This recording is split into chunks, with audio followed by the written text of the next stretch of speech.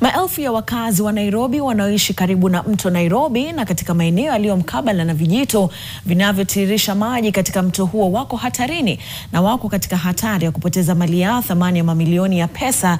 Hii ni kufuatia tangazo la kufanya kingo za mto kuwa maeneo maalum ya mipango ya usawishaji mazingira. Na ukanda wa mita 60 umetengwa kutoka mtoni kuwa eneo la chemichemi kuwezesha ukuaji wa mimea katika mita 30 na hata sehemu iliyobaki kusawishwa kwa miradi ya serikali. Maeneo yatakayoathiriwa ni kutoka Naivasha hadi Ruai, kipaumbele kikiwa ni ujenzi wa nyumba za bei nafuu zinazoendelezwa na serikali ya Kenya Kwanza.